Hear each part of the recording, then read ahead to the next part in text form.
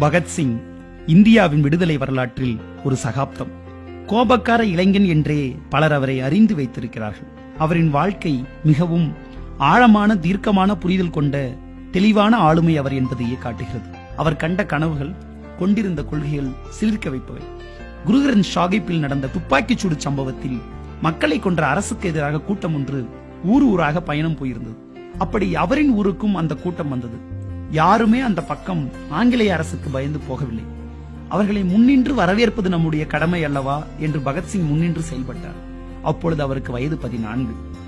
Lala Lajpat Rai police தடியடியில் கொல்லப்பட்ட பொழுது அதற்கு பழி தீர்க்க உறுதி பூண்டு ராஜகுரு, சுக்தேவ், ஆசாத்துடன் இணைந்து திட்டமிட்டார் பகத்சிங். அதற்கு காரணமான போலீஸ்காரர் ஸ்காட்டை கொள்வதற்கு பதிலாக சாண்டர்ஸை கொன்றுவிட்டார்கள். ஆங்கிலேய அரசாங்கம் அப்பொழுதே இவர்களை தேடிக்கொண்டிருந்தது. ஏப்ரல் 8 அன்று போலீஸ் படைகளுக்கு எல்லையற்ற அதிகாரம் கொடுக்கும் கொடூரமான சட்டத்தை நிறைவேற்ற லாகூரில் மத்திய சட்டமன்றம் கூடியிருந்தது.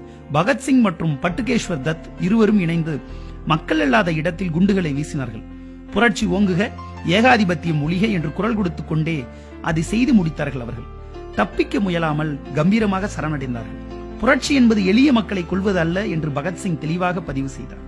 கேளாத ஆங்கிலேயரின் செவிட்டு காதுகளுக்கு கேட்கும் வண்ணம் குண்டுகளால் பேசினோம் என்று கம்பீரமாக சரணடைந்த பின்னர் கோர்ட்டில் சொன்னார் பகத்சிங். வழக்கு விசாரணையின் பொழுது எப்படி வெடிகுண்டு தயாரிப்பது என்றெல்லாம் விளக்கமாக வகுப்பு எடுக்கிற வேலையெல்லாம் செய்தார். சிறையில் அடிப்படை வசதிகளே இல்லாத சூழலில் வாழ நேர்ந்தது. சாப்பாட்டை வாயிலே வைக்க முடியாது. ஒழுங்கான மருத்துவ வசதிகள், கழிப்பறை எதுவும் கிடையாது. இதை எதிர்த்து உண்ணா நோன்பிருந்து உரிமைகளை பெற்றார்கள் தோழர்கள். பகத்சிங் இக்காலத்தில் எழுதிய கடிதங்கள் எல்லாமே குறிப்பிடத்தக்கது.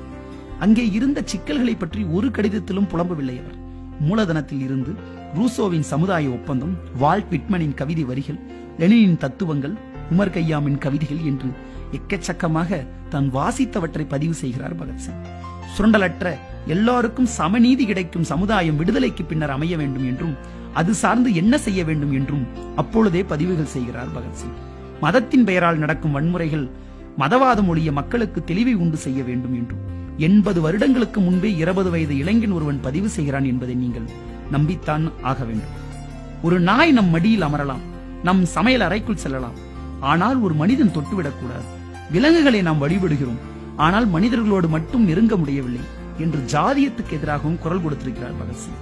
பகத்சிங்கின் அப்பா அரசிடம் மகனை விடுவித்து விடுங்கள் என்று மன்னிப்பு கேட்டார். பகத்சிங் தன் தந்தையை தான் இனிமேல் தந்தை என்று உறவு கொள்ள மாட்டேன், உனக்கும் எனக்கும் இடையே இருந்த உறவு நீ மன்னிப்பு கேட்டவுடன் முறிந்து போனது என்று கடிதம் எழுதுகிறார்.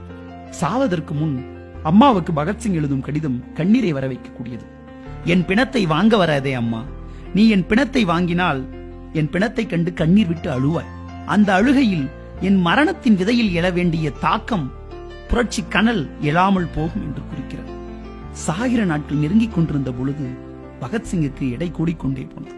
நாட்டுக்காக சாகப் போகிறோம் என்கிற பெருமிதம் அலைமோத தூக்கு மேடையை தொடுகிற பொழுது மரணத்தை புன்னகையோடு எதிர்கொள்ளும் ஒரு புரட்சியாளனின் முகத்தை பார்க்கும் பேறு பெற்றீர்கள் நீங்கள் என்று விட்டு பகத்சிங் மரணத்தின் வாசலை தொட்டார். அன்றைக்கு பகத்சிங் கொஞ்சம் தாமதமாகத்தான் தூக்கு மேடைக்கு வந்தார். இறுதி வரை நாத்திகனாக இருந்த அவர் அந்த இடைவெளியில் என்ன செய்தார் என்று கேட்கிறீர்களா? சாவதற்கு முன் கொஞ்ச நேரம் கொடுங்கள், வந்து விடுகிறேன் என்றார். ஏன் என்று கேட்டதற்கு, ஒரு புரட்சியாளன் இன்னொரு புரட்சியாளனுடன் பேசிக் கொண்டிருக்கிறேன், வந்து விடுகிறேன் என்றார். அவரின் கையில் இருந்து லெனின் அவர்களின் அரசும் புரட்சியும் நூல்தான். சாகிற பொழுது கூட கற்றுக்கொண்டே இருக்க வேண்டும் என்கிற பாடத்தை கற்றுத்தந்த வீர இளைஞன் பகத்சிங்கை நினைவு.